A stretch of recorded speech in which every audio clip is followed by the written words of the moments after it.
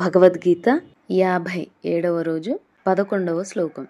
శ్రీ భగవాను ఉవాచ అశుచ్యేనన్వా శోచస్వ ప్రజ్ఞావాదాంశ్య భాషసే గత సునగతసూశ్చ నామ శోషంతి పండితః.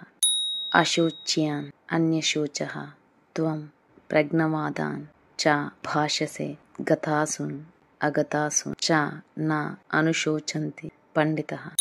త్వం నీవు అశోచ్యాన్ శోకింపదగని వారిని గూర్చి అన్యశోచః శోకించుచున్నావు, ప్రజ్ఞవాదాంచ పండిత వచనములను భాషసే భాషించుచున్నావు, గతాసూన్ ప్రాణము పోయిన వారిని గూర్చి గాని అగతాసూన్ ప్రాణము పోని వారి గూర్చి గాని పండితః పండిత జనులు నా అనుశోచంతి శోకింపరు.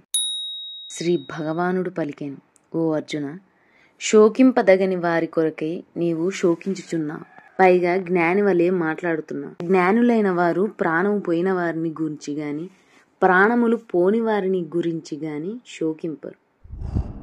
The Lord said, O Arjuna, you are mourning for those who are not mourning. Moreover, you speak like a wise man. Wise men mourn neither for those who have lost their lives nor for those who have not lost their lives. ఈ కర్మ మనం చేసేది కాదు కర్మ అని ఒక జ్ఞానిలా ఒక knowledged పర్సన్లో మాట్లాడుతున్నాం. అట్లా మాట్లాడినప్పుడు మరి ఈ జ్ఞానులు ఎవరైతే నాలెడ్జ్ పర్సన్ ఉంటారో వాళ్ళు అసలు ఈ ప్రాణాలు పోయిన వాళ్ళ గురించి కూడా బాధపడరు. అంటే యోగులు ఉంటారు కదా, సన్యాసులు, సో పోయిన వారి గురించి కూడా బాధపడరు, పోని వారి గురించి కూడా బాధపడరు. అంత నాలెడ్జ్ ఉంటుంది. అట్లాంటి యోగిలను మాట్లాడుతున్నావు, బట్ నువ్వు బాధపడుతున్నావు కదా అని శ్రీకృష్ణుడు చెప్తున్నాడు.